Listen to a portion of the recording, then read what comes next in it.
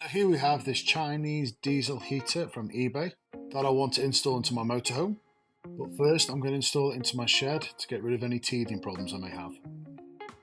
I mean, a wooden cabin with a diesel heater, what's the worst that could happen? The extra bits that have come today is a solar charger, and because how hot the exhaust gets, I've stolen a spark plug sleeve protector, which I use a lot on my high horsepower cars that generate a lot of heat. So after a bit of measuring, I think this will be ideal and slide straight over the exhaust here.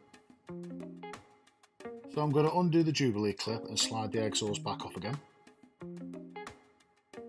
And just have a quick look to see what kind of damage this is actually doing to the shed. And yes, there is evidence of a few burn marks underneath, but we were expecting that a little bit. So to protect it from any more burns, we're going to slide this sock on like so. And hopefully this will keep the heat inside of the exhaust. Now to reattach the exhaust back into the unit. And just for a bit of added security, I'm going to use this stainless steel zip tie just to keep the sleeve in place. I would have used a plastic one, but people in the comments keep shouting at me. And I suppose it would have melted as well. So now with everything in place, it's time to just read the instructions one more time to make sure I'm not missing anything. And just looking at the state I've left my shed in.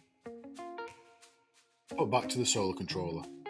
So I've got this so I can connect my solar panel to my battery. And also I've got this mains battery charger which I'll connect up to also. So although I can't read the Chinese instructions, it looks simple enough. You have solar panel, battery and heater. As simple as connecting the correct wire to the correct terminal. I'm using this 1.5 twin core wire, and this will connect the battery to the solar controller. Using terminal connectors so I can put my crocodile clips back on. And now everything's connected apart from the solar panel, I'm going to attach it to the wall. So it turns out it wasn't my split controller that was knackered, it was the actual battery. So I'm using this spare one for the time being, connecting them all up. And the solar panel's displaying the voltage of the battery, 12.8 volts. Then it's going from the solar controller to the heater. So just like the other day, we're going to put it through a quick test cycle and to test to make sure the sleeve's working right. This solar controller is rated up to 30 amp, but the heater only draws 15, so that should be good there. So it should be a case of putting my feet up and waiting for it to do its cycle.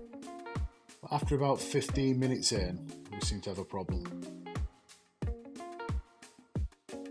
We seem to have quite a big problem.